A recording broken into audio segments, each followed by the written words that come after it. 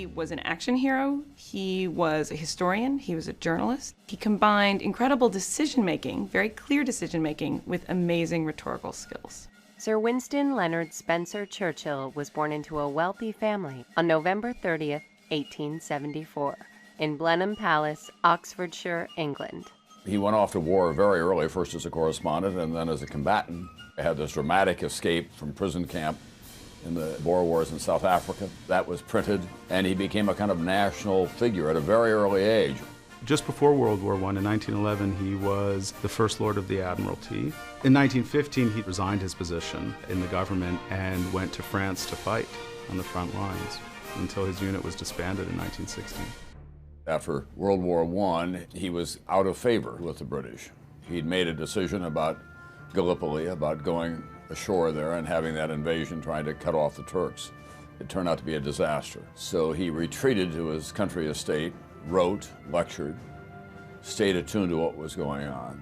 He was something of a maverick politician, and not everyone got along with Winston. It took the 1930s, with the international circumstances of the rise of Nazi Germany, that made people consider Winston Churchill a potential national leader.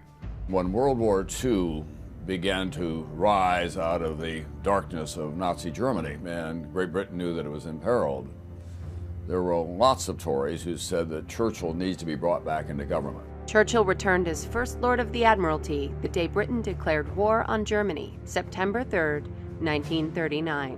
Less than a year later, he became Prime Minister. Churchill brought a great clarity of thinking of the reality of the threat that Adolf Hitler and Nazi Germany meant, not just to that island nation, but to the world.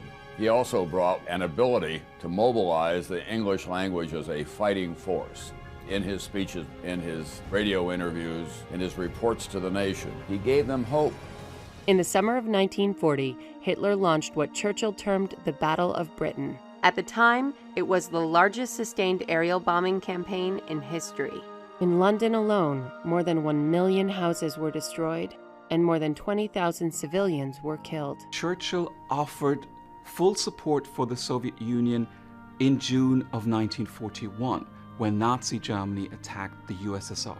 He famously said, "If Hitler invaded hell, I would make a favorable reference to the devil in the House of Commons." The story is that when he got the word that Pearl Harbor had been bombed, he was joyful, not because the United States had been attacked, but because he knew that the United States would have no choice but to get into the war, and now it could be won. On May 7, 1945, Germany surrendered to the Allies. More than 300,000 British soldiers and 60,000 civilians died during the war.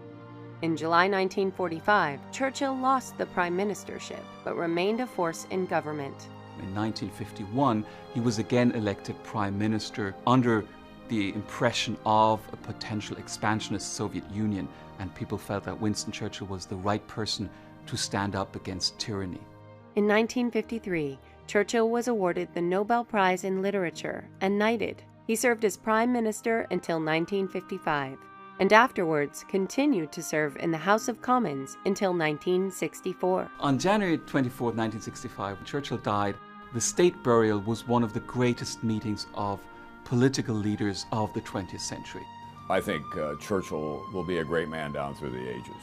And you could not have had a better ally in every sense of the phrase. He gave voice to the common hope of free people. I think he's one of the great men, not just of our time, but of all time.